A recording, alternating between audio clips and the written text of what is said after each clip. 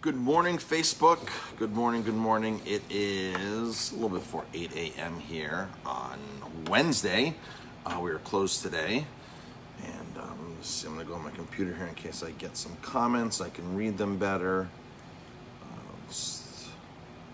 Perfect. Okay. All right. So it is Wednesday morning. We're closed today. It is our normal day closed, our normal day off. We have a little staff get together later today. We're going on a hike and then we're taking the staff out for dinner. I'm here working at my normal spot in the booth. Since COVID has happened, I'm really not in my office much. Because I can take over one of the tables here and sort of leave my computer here and my other stuff here while, because we don't have guests coming in to sit down here. So if you're tuning in live, just drop a comment, hashtag live. If it's on the replay, hashtag replay. I'm going to get ready for my run here in a few minutes, taking my vitamin C water. But I want to talk about one of the foods that we request for. And let's see. So my connection is going out again here. That's because I'm on Wi-Fi. Let's hopefully, if that continues, I'll get off of Wi-Fi. So good morning, everybody. Hi, Tina. Hi, John. Hi, Chris. Just drop a comment if you're tuning in live or on the replay, hashtag live, hashtag replay, or drop a comment where you're tuning in from. That's always great. So I want to talk about one of the foods that we don't serve. It's a very popular food for vegetarians, vegans. This food has taken the country by storm, literally, and is all over the place. It's in ShopRite. It's in a lot of restaurants. A lot of some of my favorite restaurants this food is in, and it's a vegetarian food. Now, if you know Jamie and I, we primarily like to eat vegetarian, vegan. That's our first choice, especially when we go out. We like to stick to mostly plant food because we don't really trust where a lot of people are sourcing. A lot of chefs are sourcing their proteins from, especially when it comes to fish and things like that. Certain things are safe. That we can trust, and certain things are not safe. Like, for example, I would never, ever eat salmon out because I know most chefs aren't sourcing wild salmon. They're serving farm salmon, even if they say it's wild and swear it's wild. And we just had this happen. Actually, this year this happened. We were at a very, very nice restaurant, Michelin 3-star restaurant. Very, very, very, very, very nice. And they swore that they had wild salmon. I know they didn't because of the description of it. And this is one of the top chefs out there. So, and I'm going to talk about that later on down the road when I get back on my salmon kick. But we can't trust. And this is literally one of the best chefs in America. You just can't trust what they're saying. Because the issue is these chefs know, all these celebrity chefs know, they know they shouldn't be serving farm salmon. So they kind of like just make it up as they go and like, oh, it's wild Atlantic salmon, which of course, if you're watching my videos, is not true. There is no such thing as wild Atlantic salmon available commercially for restaurants. So let's see. So the food I'm talking about is the Impossible Burger. The Impossible Burger. That vegetarian, that plant-based burger. I'm not even sure if you can call it plant-based based upon what's in it. But people ask us they ask us a lot, do you have the Impossible Burger? Do you have the Impossible Burger? And a lot of restaurants are serving the Impossible Burger. A lot of very nice restaurants are serving the Impossible Burger too. Restaurants that could feasibly make their own veggie burgers. Now, we make our own veggie burger. I'm going to explain what's in ours based upon what's in the Impossible Burger. So the Impossible Burger, I think, is even served by Burger King. I think Burger King serves it as a vegetarian option for their Whopper. I think I don't know. I haven't been in a Burger King in 20 plus years. So, all right. So I found an article the other day, which is prompting this video. So Impossible Foods, an Impossible Burger, there's 14 patent items in that actual burger. 14 things that have a patent on them. Now, you cannot patent natural ingredients. You can't patent broccoli. You can't patent garbanzo beans or black beans. You can't patent any of that stuff. It's all natural. And so this is so Andrew's saying Dunkin' Donuts does the Impossible sausage sandwich. I didn't know that. Thanks for sharing that. Yeah, so the The Impossible Foods Company holds 14 patents right now for artificial fake food that are pending. They have 100 more patents that are pending for these. These are things that they're making in a lab that you cannot be reproduced by nature, that our body probably doesn't recognize at all. And I got to tell you, the Impossible Burger is good. I've had the Impossible Burger, and I will have it from time to time. If I have it maybe twice a year, that's probably as much as I'll have it. And sometimes when I go to a restaurant, that's like the only vegetarian option that's really on the shelves there, on the menus. So the Impossible Burger is, I mean, the way they've made this thing look like beef, the way the coloring, the texture, the flavors, I've actually ordered this before at a restaurant. I'm like, are you sure that this is like a vegetarian burger? Like, are you really sure? Like, I've had to actually wait stuff. That's how close it is to its beef counterpart. So they've done a really good job at that. But of course, there's zero health thought process going into the Impossible Burger. It's just simply about filling a void. If you're interested in truly adopting a plant-based diet and moving in that direction for health reasons, then and there's not many burgers out there that are actually made with real foods. A lot of them are really made with highly processed, isolated soy, isolated wheat protein, extra gluten. There's most of those burgers are made with really processed foods. The one burger that was the best for years of commercially produced burger was the Sunshine Burger, and the Sunshine Burgers are still being made, but Sunshine Burgers used to be made here in Ellenville, and they weren't independently owned. Carol, if anybody's from Ellenville and they know the Sunshine Burger, it was where Gabby's is right now. They occupied the backspace of Gabby's. They were the kitchen back there. They rented the backspace of Cohen's Bakery, not Cohen's, I'm sorry, Albert's Bakery. So the Gabby space here in Ellenville used to be Albert's Bakery. So remember Albert's Bakery, then it turned into OTB for years. While it was OTB, in the back kitchen part where Gabby's has that part, so they have the whole building, Carol made her Sunshine Burgers there for years, 15, 20 years she was. And sorry if I'm actually gonna go drop that. Hopefully I'm back. I'm back, and my connection's hopefully better now. I had to get off of Wi-Fi. Sometimes I'm not on the wrong Wi-Fi network, and it's just not strong enough. So so Sunshine Burger was your favorite. Now Sunshine Burger, she made an amazing product. It was sunflower seeds, carrots, onions, spices. It was a real deal. There was nothing funky going on. Then she made a black bean burger, and she experimented with other different flavors later on before she had sold the company to Jones's Dairy, Jones's Sausage, into a big company, and that's why they're not here in Ellenville anymore. But Carol made a real burger, real ingredients. So there's not many companies out there that are actually doing that. When she made the product here in Ellenville, we actually used it here on our menu. We made one or two different things with it. Now for our vegetarian burger, we're using our own house chickpea blend. It's organic chickpeas, organic tahini, shredded carrots, things like that. And that's what goes into our chickpea burger here.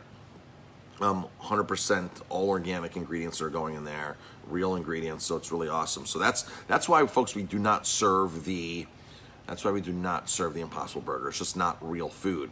Do I love the Impossible Burger from time to time? I love having one, don't get me wrong, but I know that it's not real food, and that's the deal with that.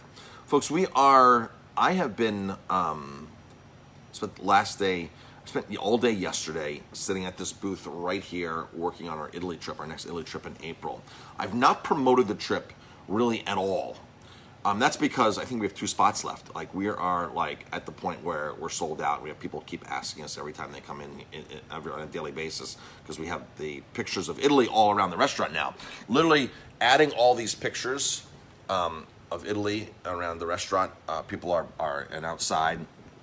And on table tents, people are asking us every day about Italy, and they're interested. So we've not promoted that trip at all. We're in the talks now. We're talking right now in Italy. It's their big vacation time. So it's hard to contact people there. We're sending messages back and forth, but they're being very delayed responses. Our main travel partner there is in Venice this week and going into Austria, and then he'll be back in Tuscany by the end of the week. Our other contact in Apulia, who does all the rosés down there, she's been away. She's been in Capri. So a lot of the Italians are traveling right now. So I've been messaging them, they've been messaging back, but we really haven't been able to communicate effectively until next week. But we are considering opening up another week to do that. I just have to kind of talk to them first before we can officially say something. Because I have a feeling that we could probably sell 2 trips in April, provided that we can travel safely. So of course now we're looking into the insurances and all that kinds of things and make sure that that we can travel safely, cancel safely, and things like that based upon what's going on. It's a totally different environment, totally different world right now for that. And Italy has been open. Some of the vineyards who are answering me are saying, Marcus, we are packed right now. The vineyards are packed. We're perfectly fine. There's no cases. This is all in southern Italy, by the way, that we're speaking to everybody. Vineyards are packed. There's no cases. Everybody's healthy down here. Everybody's safe down here. It's great. It's been fantastic. Tourism is back here. So it's just a matter of if we can travel in and out freely from the U.S. But they are accepting travelers there, and it's perfectly fine. So hopefully we're going to keep moving in that right direction. Is what the issue is.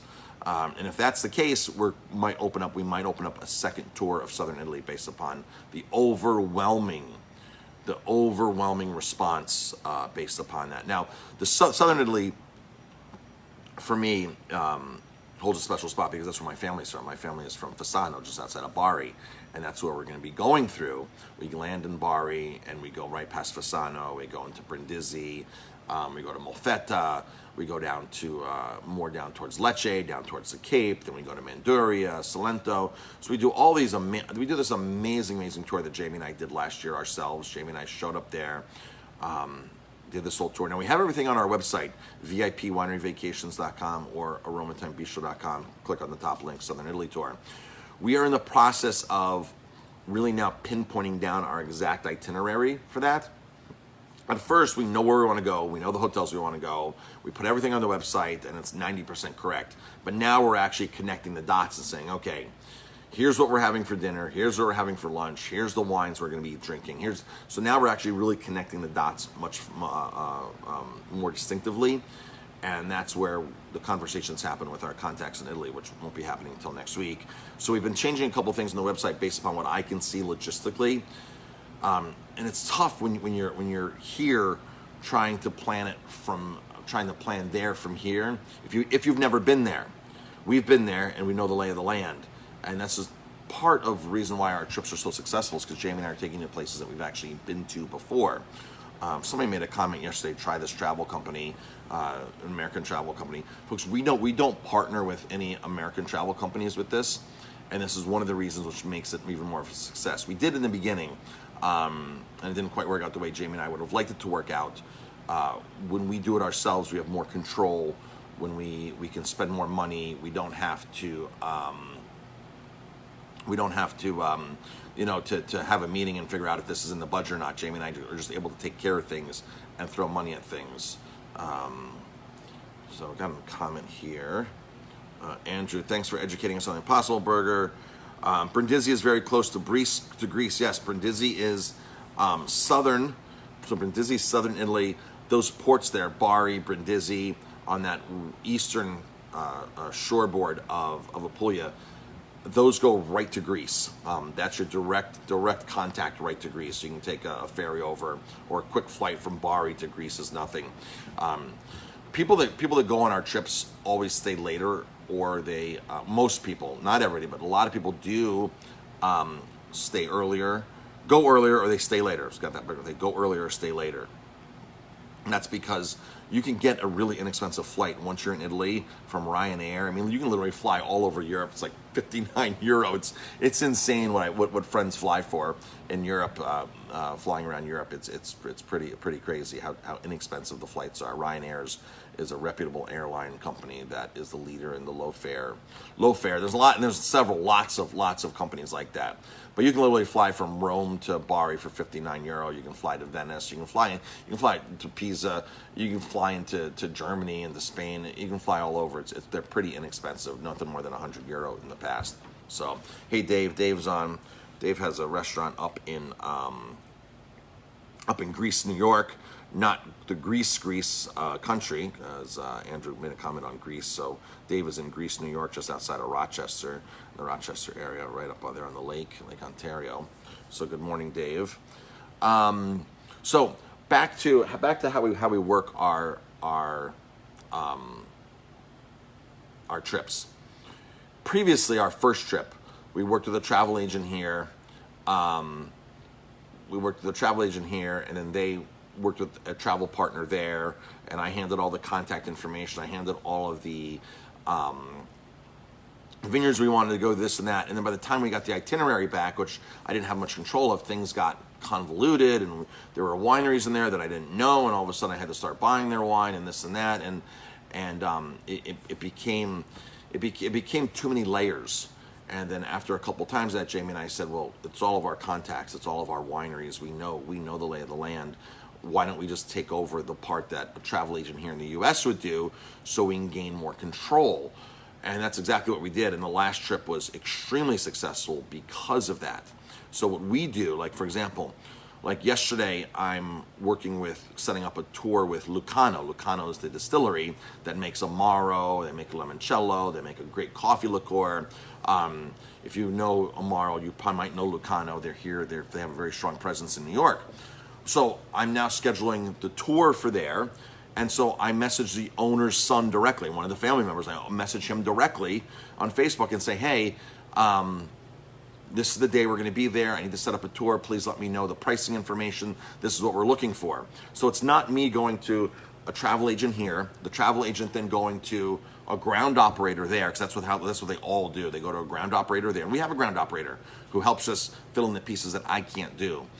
And then the ground operator contacting Lucano, and then all of a sudden Lucano has no idea, even though I've been buying their product for years, that I was the one that's setting it up. Now we just go directly to, if you were at our event the other night, Benamino was on Skype from Italy. Benamino, one of the vineyards we're going to, he's the owner. We're working directly with him to book with him at the winery and doing whatever. Same thing with Cantale, Paolo Cantale. We pour his Chardonnay here, we pour his Rosé here. We work directly with him. I message him directly. To Rubino, I'm going to message him directly now. So we work directly with the vineyards. There's no other layers of that, which helps out a tremendous amount. We work either with the vineyard, with the broker, with the importers. We work with all of them, and it's a very, very, very seamless process. Very, very seamless process. We get the best deals like that. A lot of people say, I don't know how you do these tours for the price you do them, Marcus. Well, that's the reason. That's how we can do it, because we're cutting out the middle person here in the U.S., which would be making all the money. So we're able to really add a lot more value to these trips by doing that. And the one thing that's really great is Jamie and I are able to spend extra money when you need to spend extra money. We don't need to go to somebody else and say, is there a budget for this? Is there a budget for that? We just spend the money and get it done. Last time we were going to park in San Gimignano, I believe, and the bus driver's like freaking out. He's like telling Luigi, our friend and tour guide, it's going to cost like €90 to park this thing. Where am I? Like, should I park like farther away from the city? And I'm like, no. You pay the €90, you park as close as you can. I don't want our guests walking. It's €90. What's the big deal? Get as close as you can. The trolley to go up is €5 a person. We'll take care of it. So these are the things that help Jamie and I allow us to make better hospitality decisions. And like the last place we went, when we were in Siena, we ate in a Michelin-starred restaurant, which was amazing. And that's just because we have the budget, we can make those choices to do that. And so our ground operator in Italy helps us book in the coach buses, helps us get group hotel rates, things like that. Things that Jamie and I either don't have the time to do, and help us fill in the pieces. And then Luigi, who's another one of our travel partners, he's our tour guide. If you've met Luigi, he's been to the U.S. here several times. He's been to the restaurant. He's a friend of ours for the last 11, 12 years. We've known him from Italy. We met him in Italy in actually 2009. So we've known Luigi for 11 years. Luigi is 25 years in the wine industry. He knows all of the wineries. So the contacts that we can't quite get into, or that we can't communicate to, because sometimes the Italians are bad at communicating back, he just picks up the phone and makes a phone call and says, hey, Marcus is coming here with his group from Aromatine, so that kind of, and of course he speaks in Italian, so that kind of helps us with our gap there as well. By the way, the picture that I have right back there, that is a picture that I don't know where I took it. I believe this is in. Jamie, you remember where we took this? I took this picture. Is that in Matera, or is that in? Alberobello, I think. That's not Alberobello. That could be. Oh, it could be. Bagnoregio. I think it's Bagnoregio, in Umbria. It was dark when we were there, though. It was dark. We were in Bagnoregio the last It can't time, be Bagnoregio. unless it was one of the previous times in Bagnoregio. I have my assistant that goes through thousands and thousands of photos. Is that Lecce? It could be Lecce. No, I don't think it's Lecce. It's south. It's south by. I don't know. I can't tell. I have to go back and look through all my photo albums. I have an assistant who goes through thousands and thousands of photos that enhances them, and we post them on our VIP wine page and we share them. But literally, pictures since 2009 of us traveling are in this folder on Drive, and he goes through and picks out some pictures. So I just have to go back and trace that back to where we took it from. Andrew says, my wife and I want to come with you. Andrew, that'd be great. We would love that. We'd absolutely love that. My cousin Gina's on. Gina, it would be great if you could join us. It would really be awesome if you could join us. That's my cousin Gina there. Gina, of course, that's our home area, Gina. That is southern Italy. That's Bari. That's we got to go right through Fasano. So that is our home. All right, folks, I'm going to go out for my run now. A couple phone calls, and then I have going to go on a staff hike and staff dinner tonight. And it's Wednesday. We are closed today. Anything else I'm forgetting, Jamie? Oh, the 31st is our next wine. The 31st is our next wine event here. It's 4 wines in a dish. 4 wines in a dish, $25. Best deal going out there for a wine event out there. You literally get almost 2-3 glasses of wine plus a dish for $25. It's an amazing deal. We sell out instantly on these. My assistant's doing the artwork today for it. So Vicky just joined. Vicky was at the last one. Susan was at the last one, at our last event. And a lot of times people, when they're at these events, they simply say, book me for the next one. And we're doing this on a 2-week cycle right now, which has been very successful. So I see Dean on. Good morning, Dean. Sorry I missed you. Dean, hello. Pat's on. Cheryl's on. Hi, Cheryl. So we have several people on here. Chris is on. We have several people on this live right now, or they're on this live, that are actually going to go to Italy with us, that are actually booked, confirmed, deposits down, which is great. So that's really cool. And the person who sells us, the Lucano, is on here as well. So that's awesome as well. So the 31st, Monday the 31st, $25, 4 wines and a dish. We're going to mix it up this time. We're going to do 2 separate vineyards. 2 separate vineyards from southern Italy, and 2 separate events from 2 separate wineries from southern Italy. We're going to do grapes that you've probably never heard of before, like Zabibo, Susamanello, grapes that you've never heard of before that are so smallly, so small. Production is very small. Not much of it comes to the U.S. You'd never walk into a store and say, "Ooh, Zabibo," or Susamanello. Why don't I pick up that and experiment? You'd never probably go in the store and pick these up. These are wines that the vendors, the salespeople call hand sells. Hand sell is a wine that I have to talk up to it. I have to hype it up to the guests. I have to go to the table and say, if you're looking for this, this, and this, or I know what kind of wine you like, try this. So these are really hand sells. It's a great way to experiment with wines that you would never really pick out of a lineup. And this is the neat thing about Italy. There's so many grapes. When people go to Italy with us, they're just shocked with like, wow, I'm drinking what? What am I drinking? And they sit there and they take notes, because it's not the typical Chardonnay, Cabernet, Pinot Noir, Sauvignon Blanc, Riesling. They do have those. They totally have those there. But when it comes to Italian wine, Italian grapes, there's over 1,000 Italian grapes. It's crazy how many Italian grapes are out there. So when people say, I'm not too hip on Italian wine, I'm just saying you just haven't drank enough yet. You have another 1,000 to go.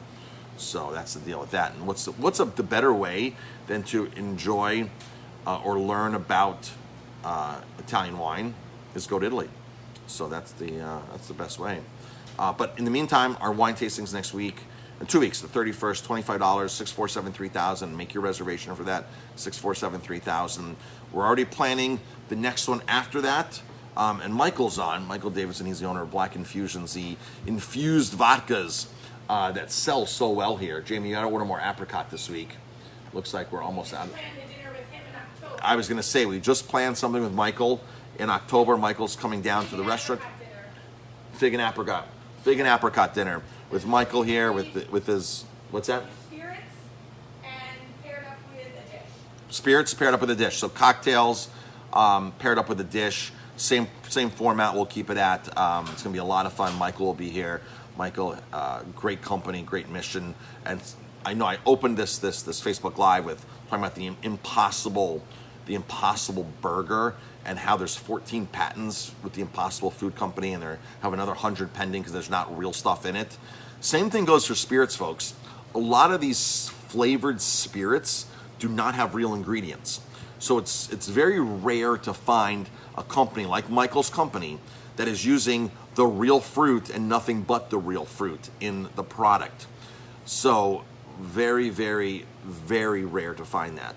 You can go buy some of the best brands out there that you think are these hip brands and this and that, and their orange vodkas might have some real orange in it, but then they bump the orange up with a synthetic orange flavor that they're allowed to call natural flavorings because a synthetic flavor has mimicked what's really in nature. It's confusing, but that's what happens. So a lot of these vodkas, and especially when you start buying the cheap stuff, I mean, if you think a company like Smirnoff or something is sitting there buying truckloads and truckloads and truckloads of lemons and oranges and infusing it the right way and this and that, and you're going to the store to pay, I don't know, was it $15-16 for a bottle of Smirnoff? If you think that's the real way to infuse, that they're doing the real deal with no shortcuts, that is not the case at all. Not the case at all. So Michael has this great company where you can almost see the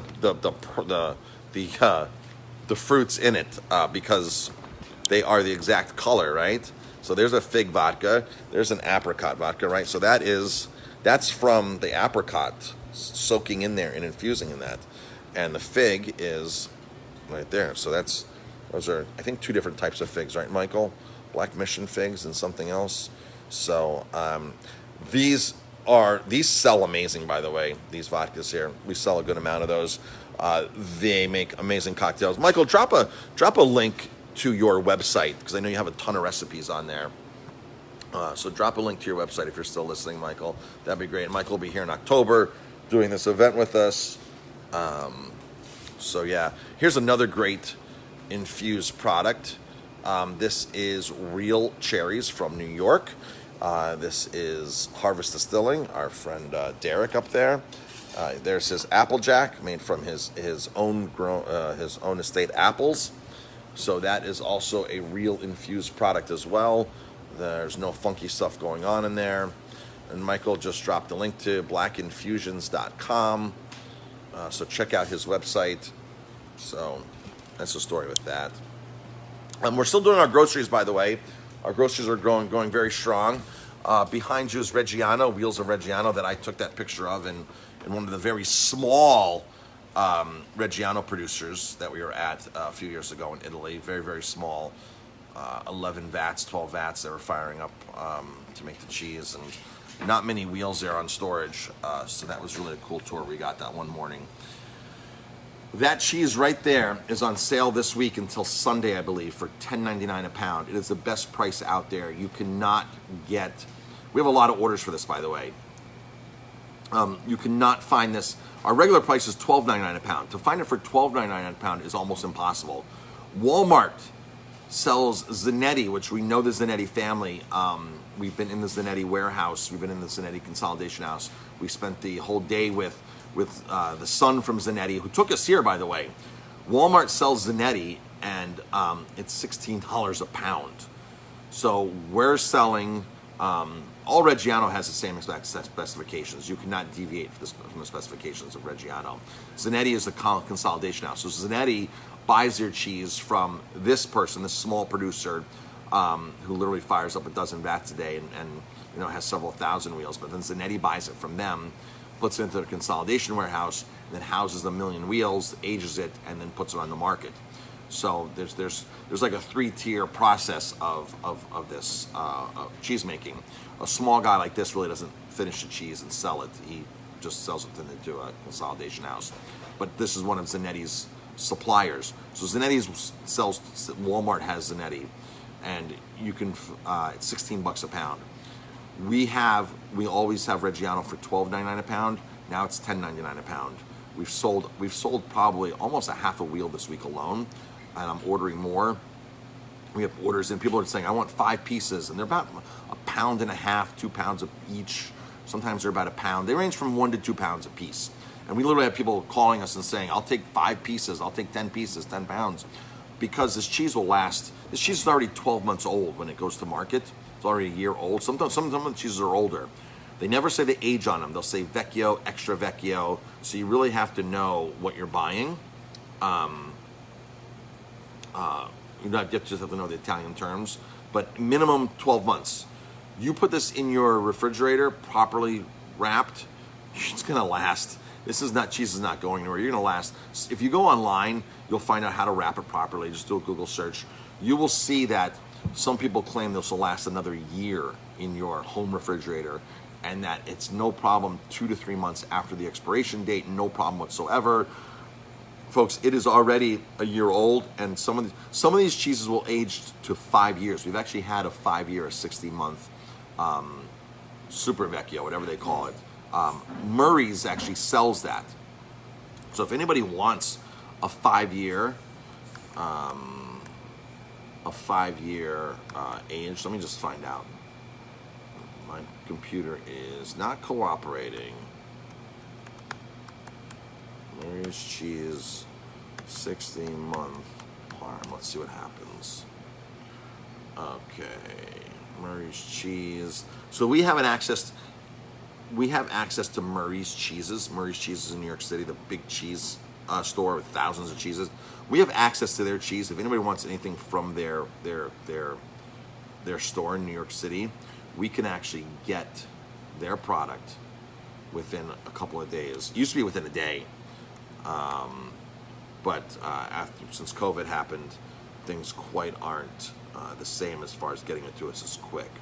So let's see. So all right. So let's see what they have here on the Murray's site. Parm, $25 a pound. I'm not sure what age that is. Reggiano, $32 a pound. I think that might be the super aged one. Let's see.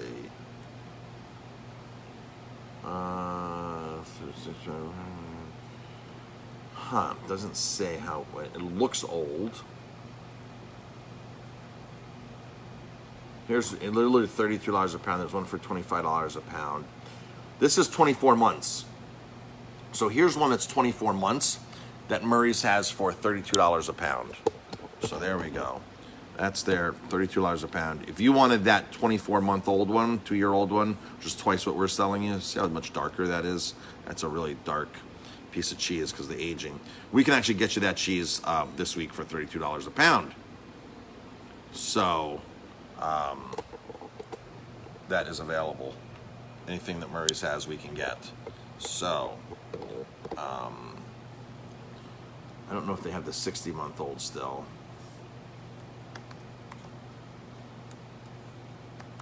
Let's see. Nope, they don't have the 60. Nope, they don't have the 60-month-old anymore. So, yep. All right, folks. Oh, my cousin Gina, Marcus, I have Nana's cheese grater. Do you want it? Of course I would take Nana's, our grandmother's cheese grater. Absolutely, 100%. Absolutely. All right, let's see. I'm gonna log out now and go for my run, get some stuff done here, and keep sending messages to Italy. Keep planning this Italy trip. All right, folks, thanks for tuning in. I appreciate it. Jamie will be on. She said she should be on at 4:30. Jamie's going to try to do her hardest to get on today. It's been we've been very busy, and Justin's getting ready to go away to college, to Canisius, to Buffalo. If you ask Justin what he's going to college for, he'll tell you to play baseball. He got a full ride Division I scholarship to Canisius. He saved mom and dad a ton of money. He saved himself a ton of money. 6'4" lefty pitcher that will do it. So we're very proud of him. He goes away on Tuesday, so Jamie's been busy rounding up his stuff, getting him ready for college. So we're excited about that. Very excited to see him play. He'll be in the MAC conference, which means that's a Mid-Atlantic conference, which means he'll be playing all through New York, down and through Virginia, New Jersey. They play Marist, they play Manhattan, which plays at Manhattan's home turf is Duchess Stadium. So he plays all through this area. So we're super excited. He'll be playing down here a lot. They don't play many home games up in Buffalo. I think 15 out of 40 games are actually home games up in Buffalo. Other than that, they are traveling a lot, the team, and hopefully they'll be able to do that safely and have a season in the spring that they can do that. They get tested. Routine testing all the time is what will happen with them. All the kids that are coming in from other states are getting quarantined. It's this whole thing now, right? So, folks, that's why you want to stay healthy, keep your immune system up, keep your immune system rocking and rolling. I drink vitamin C water every single day. Every single day, I take several grams. At a minimum, I'm taking 5-6 grams of vitamin C. At a maximum, I take 15 to almost 20 grams of vitamin C a day. If I can get this in twice a day, I'll get 15 to 20 grams in. So keep your immune system rocking and rolling. I was talking the other day, so I've been running every single day, or hiking or cycling, since Christmas Eve 2018. And I started that right after my mother had passed away. I wanted to keep focused and keep my mind on something. And I love to run anyway, but I wasn't running as much as I should have been running, and I would just, become I was not disciplined, becoming lazy, and would run once or twice a week and not really working out. And so when my mother passed away, I needed to really stay on track, and I said I want to run every single day for the next year to keep me focused. And now I've been 2 years into it, almost 2 years into it, 600 days or something. And I've always, whenever I've never felt good in the past, whenever I've been achy or fever or sore or something, I've always made a point of going out to run, even if it was for a mile or two or more, because I know that running, exercise, movement will boost your immune system. I've known that for years. So that's what I've always done. No matter how sick I've been, I've always said, let me just go out and do something to get moving, especially in the sunshine. Get some sun. I don't care how cold it is. I would go out with sore throats. I'd run, and I would attribute that to recovering quicker. Well, in 600 days of running, so that's literally what I've been running, 600 days, I have been sick 0 times. I have not felt run down. I've not felt achy. I've been on top of my game. No sore throats, nothing like that. A few weeks ago, 5-6 weeks ago, I don't even know how long ago it was, I was like, oh boy, I feel just tired and a little bit like sore, achy or something. I went to bed, no, that was it. But literally in 600 days, I have not been sick. And I'm attributing that to running and moving and exercise to keep my immune system going. There's a lot of things we can do for our immune system. So exercise is super, super important. Flooding your body with nutrients. I don't think there would be one medical doctor that would disagree on vitamin C, that vitamin C is good for you. I think the only disagreement will be with medical doctors is how much you can actually take. So I'm a big fan of megadosing. I've listened to a lot of holistic and regular doctors talk about megadosing vitamin C, 10 grams a day, even more. So talk to your healthcare professional. There's a lot of supportive studies out there for this. If you look at Linus Pauling's works and things like that, there's a lot of really, really good solid science on vitamin C. Like I said, almost every medical doctor will tell you, yeah, vitamin C is good for you. They'll just disagree on the amount that to take. So, and what I do is, of course, what I tell you is works for me. So don't think I'm giving advice, medical advice, because I'm not licensed to give medical advice. So I'm just telling you what works for me and what I do and what I believe in myself. So that's it for today, folks. Everybody enjoy. Check out Jamie later, and we'll talk to you later.